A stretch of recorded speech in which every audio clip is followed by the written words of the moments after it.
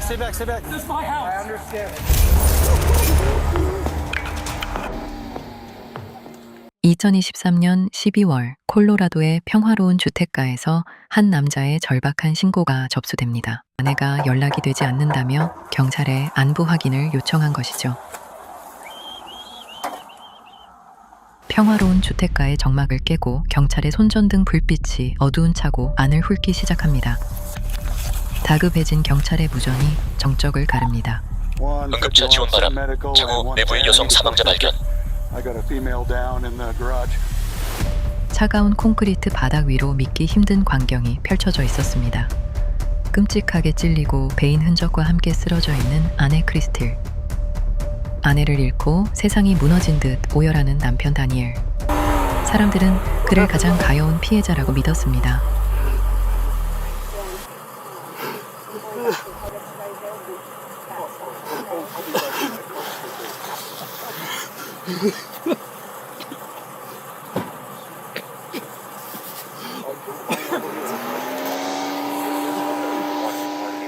하지만 이 비극은 이미 예고되어 있었습니다. 비극이 시작되기 정확히 한 달 전, 크리스틸은 경찰을 찾아가 도움을 요청했습니다. 20년 전 헤어진 전 남자친구로부터 믿기 힘든 위협을 받고 있다는 것이었죠. 10월부터 시작된 메시지는 시간이 갈수록 잔혹해졌습니다. 번호를 매번 바꿔가며 보내오는 음란하고 폭력적인 텍스트, 그리고 차마 눈뜨고 볼 수 없는 사진들. 남편이 출근하는 모습이나 눈 내린 마당 사진을 보내며 그녀의 주변을 맴돌고 있음을 과시했습니다. 크리스틸은 이 정체불명의 스토커를 킹맨이라 부르며 경찰에게 이 남자가 언제든 자신을 해칠 것 같다고 호소했습니다. 남편 다니엘은 공포에 떠는 아내 옆에서 그녀를 지키는 든든한 보호자를 자처했습니다. I'm doing a shit job of protecting my wife. As bad as I am, I care more about her safety. Yeah. Well, I understand that 100%. I'm sorry for this. 사건 당일 다니엘의 행적은 완벽해 보였습니다. 직장에 출근해 웃으며 동료들과 인사했고 아내에게 걱정 어린 메시지를 보내며 자신의 알리바이를 꼼꼼히 쌓아갔습니다. 아내와 연락이 닿지 않자 당황하는 척하며 이웃과 경찰에 연락하는 치밀함까지 보였죠. I don't think this is an emergency, but this feels really weird. Okay. My wife isn't responding to text messages or phone calls. Okay.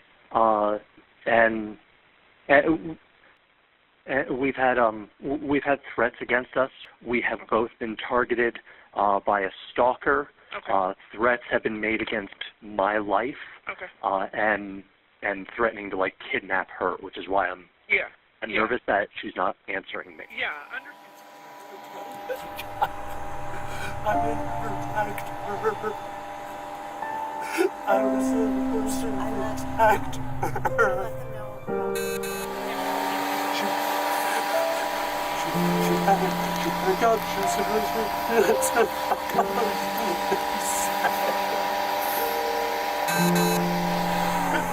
취조실에서 다니엘은 아내를 지키지 못했다는 사실에 괴로워하며 스스로를 거칠게 자책하기 시작합니다.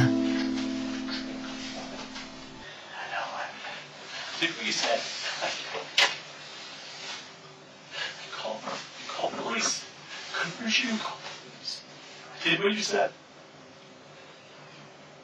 I didn't protect her. It's not your fault. I was to protect her. 그는 두 사람의 결혼 생활이 위태로웠다는 사실을 인정하면서도 역설적으로 스토커의 위협이 두 사람을 다시 하나로 묶어주었다고 주장했죠. Okay. Respond to crisis. Right. And I told her at that point, I told her I didn't want to die for someone to care about me anymore. 이어지는 다니엘의 진술은 마치 한 편의 범죄 소설을 낭독하는 듯 했습니다. 누군가 배달하는 척하며 침입했을 것이고 아내는 강한 사람이니 분명 격렬하게 저항했을 거라며 말했습니다. In my brain, I'm thinking someone made a move against her. So in my brain, the story that I have is someone came to the door. Maybe she went outside to get a package, and they must have come in. And she's a fighter. She's strong. She would have fought. And why do you say that? Have you guys fought before, or you just know that? Okay.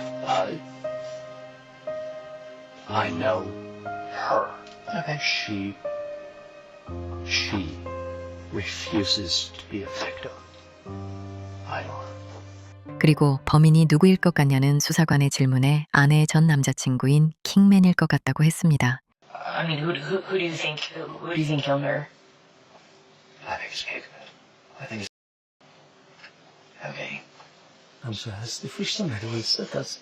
하지만 형사는 다니엘이 예상치 못한 결정적인 디지털 증거를 들이밉니다. The Gmail account, the Kickman account that you guys initially received with the photo of you in it, and the phone number, those originated through their IP addresses at your office. 스토커가 보낸 협박 메시지의 발신지를 추적한 결과 그곳은 다름 아닌 다니엘의 사무실이었습니다. Well, he took the photo of me at my office. Right. Well, both of those accounts originated from IP addresses that was back to your office. I don't know what to do with that. 다니엘이 그토록 강조했던 범인 킹맨의 알리바이는 완벽했습니다. 6.5-hour drive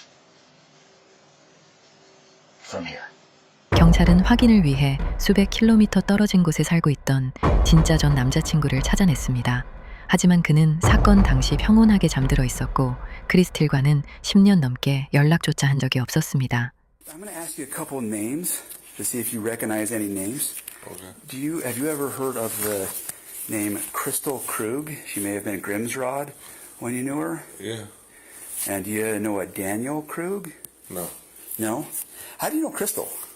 She was an ex-girlfriend. She's an ex-girlfriend? How long's ex? Like how long ago?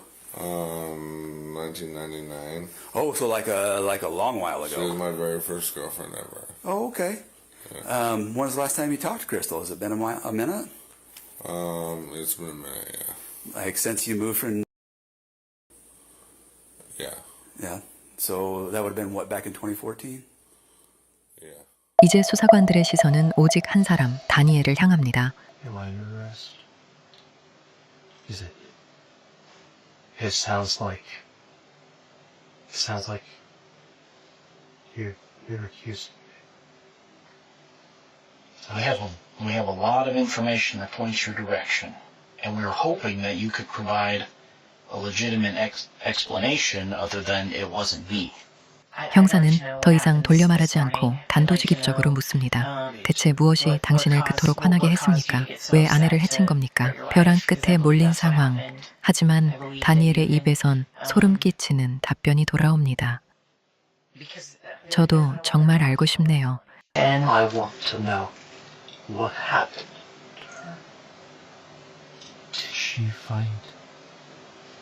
Did she get shots off? Where was she in the house? So tell me, did she fight? Did she get shots on her? Where is she in the house? We haven't been there to know, and there's only one person in this room that can tell us. I think you know the answer to all those questions.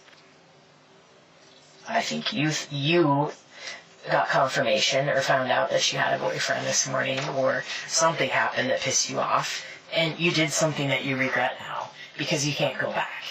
And you can't go back to, stalking her secretly, or pretending to be her stalker, or making plans, having cooperation with one another, although it's not romantic, having cooperation with one another to fight together against Kickman.